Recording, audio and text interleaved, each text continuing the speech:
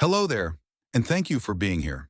My name is not important, but what I do is, I'm a neurologist with the World Health Organization, and I've spent over 2 decades studying the brain, how it functions, how it heals, and tragically, how it can fail us when we least expect it.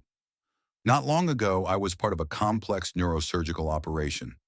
It was one of those cases that remind you of how fragile life really is.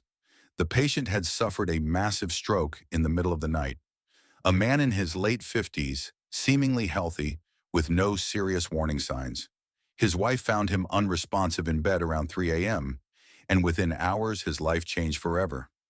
As we worked to stabilize his condition, I also spent a lot of time speaking with his family, his wife, his 2 daughters, and even his aging mother. Their pain, confusion, and heartbreak etched themselves deep into me. I've seen thousands of patients and families over the years, but this one stuck with me in a way I didn't expect. Maybe it was their closeness, maybe it was the timing, or maybe it was that silent question in their eyes. Why? Why did this happen so suddenly? Could we have done something? That question haunted me. So today in this video, and from the bottom of my heart, I want to share something deeply important. Not just as a doctor, but as someone who has stood beside families at their most vulnerable and who believes that sometimes a little knowledge can make a life-saving difference. Let's talk about stroke, and specifically, the connection between your sleeping position and your risk of having a stroke during the night, especially if you're over the age of 45.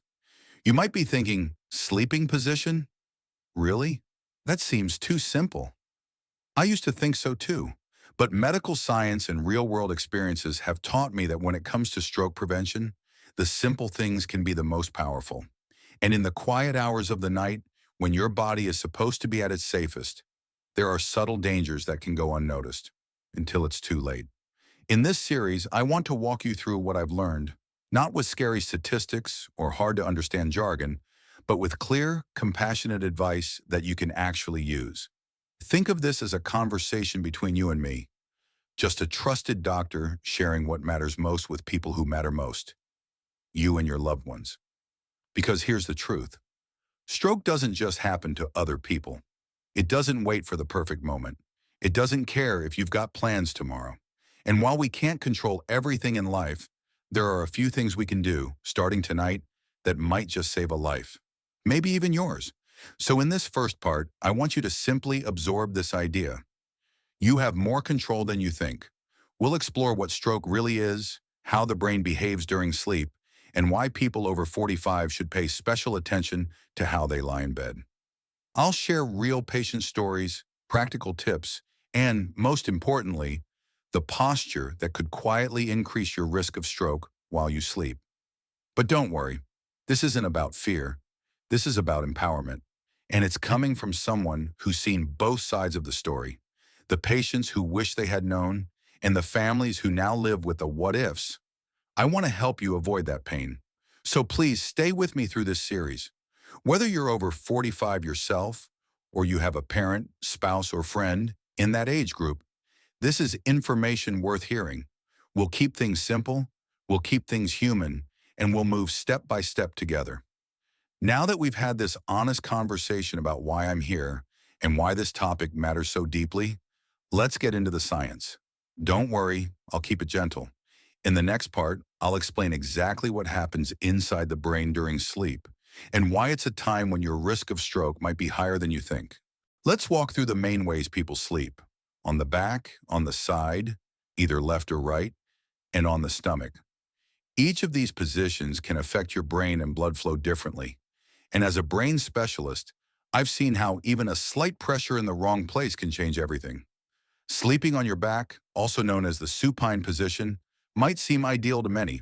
It's often recommended for spine alignment and reducing pressure on the joints. However, there's a downside. If you have sleep apnea, a condition where your breathing repeatedly stops and starts during sleep, lying on your back can make it worse.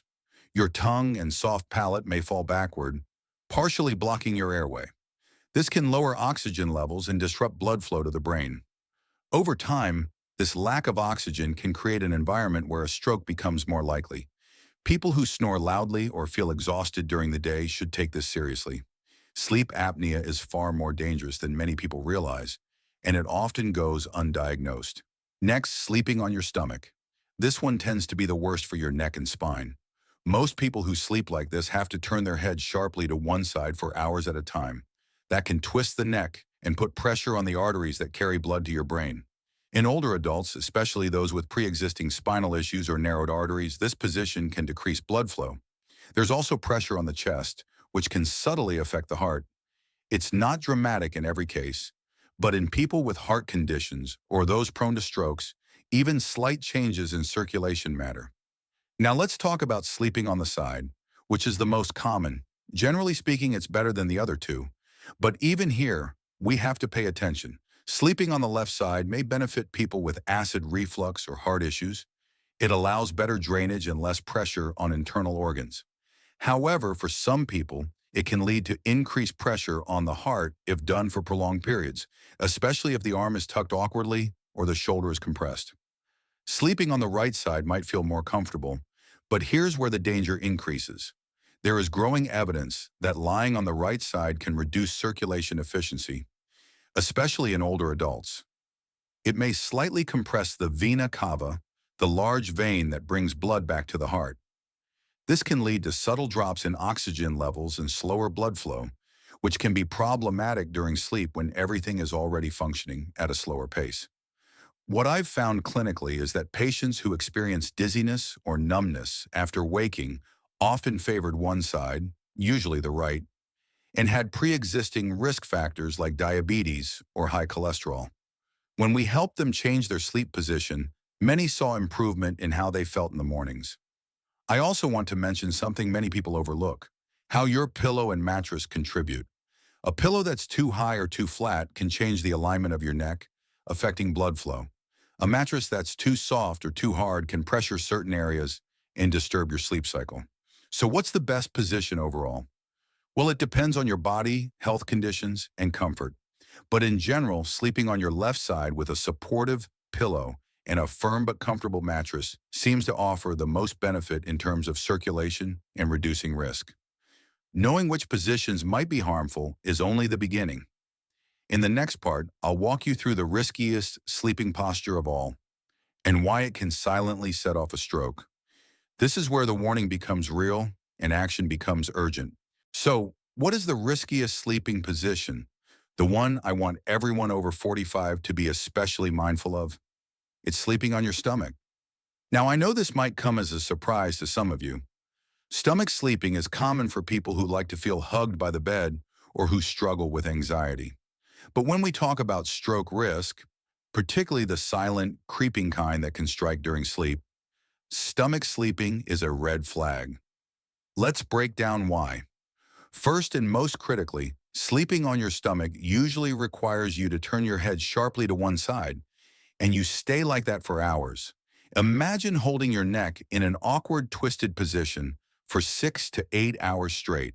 This can compress the vertebral arteries, the ones that run along your spine and supply blood to the brainstem. It's like stepping on a garden hose. The flow doesn't stop completely, but it's limited, and that's dangerous over time. For people with atherosclerosis, narrowing of the arteries, or even just age-related changes in blood vessels, this kind of compression can tip the scale toward a stroke. Second, lying on your stomach adds pressure to your chest and abdomen. It changes how your lungs expand and how your heart pumps blood. The weight of your body presses downward, and that means your breathing may be shallower. Your diaphragm, the muscle responsible for deep breathing, can't fully engage, and when breathing is shallow for hours, your oxygen levels drop. Again, this can be especially problematic for anyone with sleep apnea, COPD, or heart disease. Third, many people who sleep on their stomach unconsciously curve their spine backward, creating strain from the lower back to the neck. This misalignment can affect spinal fluid flow and indirectly influence circulation to the brain. You might wake up feeling stiff or sore, but what's really concerning is what you don't feel. The slower blood flow, the subtle oxygen deprivation, the quiet risk building up over time. One case I remember vividly is a woman in her early 60s who had no major health issues except mild hypertension. She was active, loved gardening, and never thought she was at risk for anything serious. One morning, her husband found her on the floor, disoriented and unable to move one side of her body. A scan showed she'd had a stroke overnight. A blockage likely formed because of poor circulation while she slept. Her usual sleep position? On her stomach, with her head turned sharply to the right. Could that have caused it? Not by itself, but it played a part. It was the last piece in a puzzle of risk factors that had slowly been building. Here's something else I want you to consider. When we sleep, our body's natural defenses slow down. We're not alert. We're not adjusting our posture like we do during the day. So if a dangerous posture is maintained for hours, the body isn't able to correct it. That's why sleep posture matters more than most people realize. Let me say this clearly. I'm not trying to scare anyone. My goal is to raise awareness, to empower you with simple knowledge that can make a big difference. If you're someone who sleeps on your stomach regularly, or you know someone who does, this is the time to make a change. It won't be easy at first. The body gets used to habits, but with patience and the right tools, you can shift your sleeping posture. You might start by using a body pillow to support your side, or place a firm cushion under your back to keep you from rolling forward. Gradually, your body will adapt. And don't forget the neck.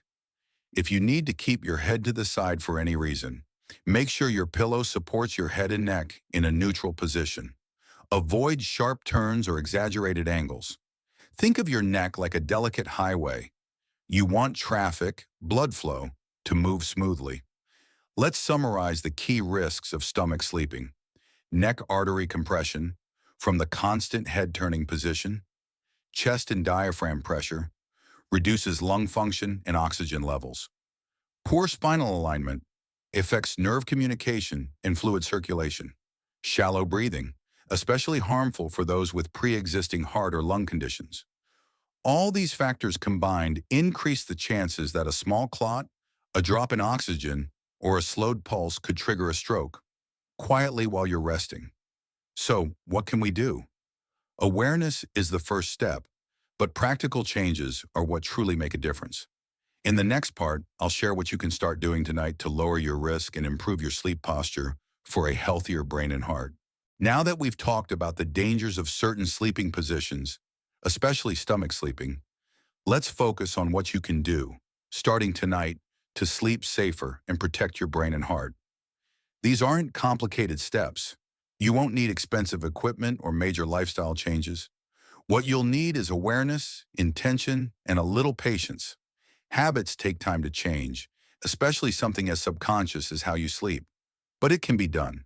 I've seen people in their 60s and 70s retrain their bodies and feel more rested and healthy in the morning because of it. 1. Switch to side sleeping, preferably the left side.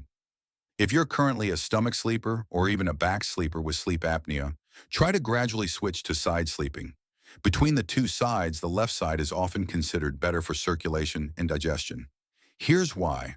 It reduces pressure on the vena cava, the large vein that returns blood to the heart.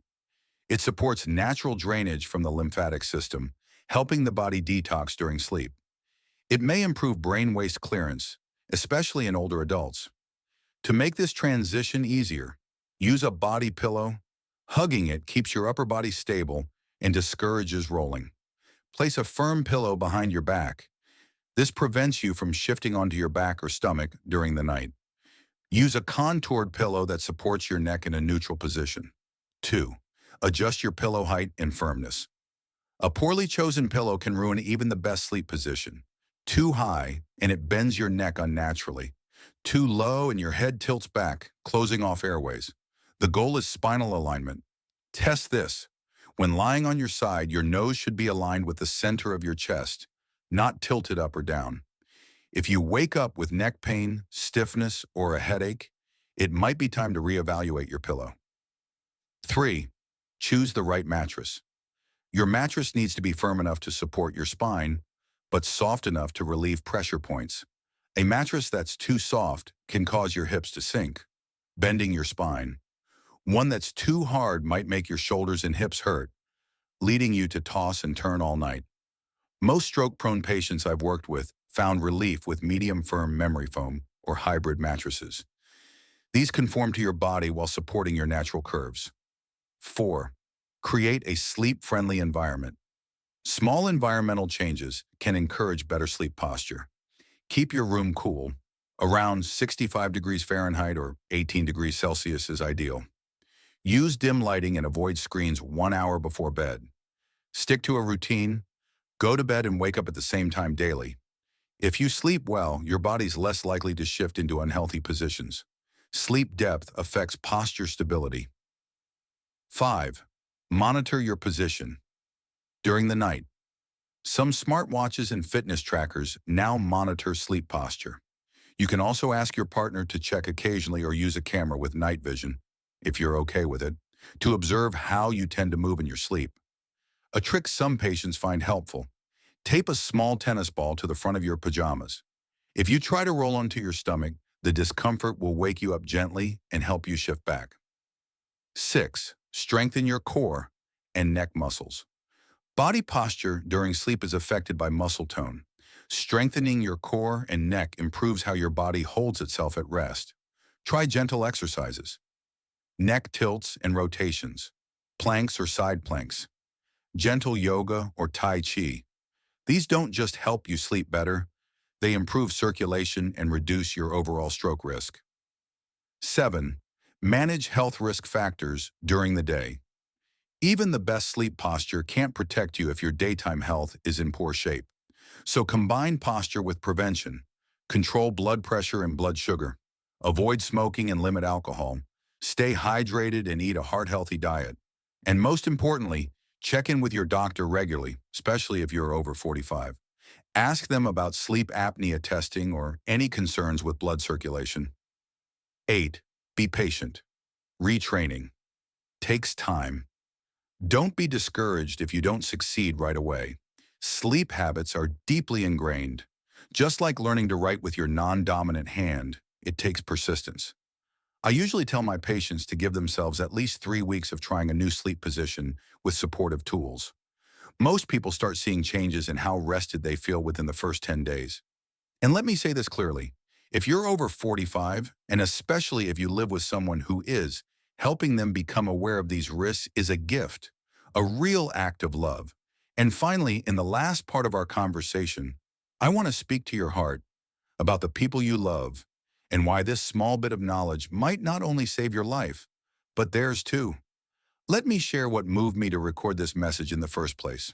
Let me take a moment now to speak from the heart, not just as a doctor, but as a fellow human being who's seen too much pain that might have been prevented. As I mentioned at the beginning, I recently went through surgery myself. It was the first time I truly experienced what it's like to lie in a hospital bed, vulnerable and uncertain. During my recovery, I spent many hours beside other patients and their families. I listened to their stories, I held their hands, and I saw the heartbreak of those who lost someone they loved, often suddenly, often without warning. That's when I realized something. Even though I've spent my career studying the brain, performing procedures, and advising global health strategies, I hadn't done enough to share the simple human advice that could save lives. Not in medical journals, not in conferences, but right here, in a conversation like this one. I remember one evening, a woman sat beside her husband's hospital bed. He'd had a severe stroke overnight, and by the time they reached the hospital, it was too late to reverse the damage. She kept saying, "He just went to sleep. He was laughing before bed. How did this happen?" It's that kind of pain that stays with you. What hurt even more was knowing that he was a stomach sleeper with untreated sleep apnea and borderline high blood pressure. 3 risks that, if addressed just a little earlier, might have kept him home and well. That's what moved me to record this, not just for my patients, but for anyone willing to listen. Because I believe you deserve to know these things before it's too late. Not in a moment of crisis, but now, while there's time to change course. So here's what I want you to take away from this. If you're over 45, your body needs more care, especially while it rests. How you sleep matters. It's not just about comfort. It's about circulation, oxygen, and pressure on your brain and heart. The position you choose at night can either support healing or quietly add to risk. Change is possible at any age. You don't need to become paranoid or afraid, just aware, just intentional. I want you to wake up each morning with clarity, energy, and the comfort of knowing you're doing something kind for your future self. And I want you to share this knowledge with your parents, your spouse, your friends. Because here's the truth. Most people never hear this. They think sleep is just sleep. But now you know better. And if even one person hears this message and avoids a stroke because of it, then this voice you're listening to right now, this time we've shared, it was worth everything. Thank you for being here. Thank you for caring. And most of all, thank you for choosing to take better care of yourself and those you love. Stay safe, sleep well, and never underestimate the power of small changes. A doctor who cares.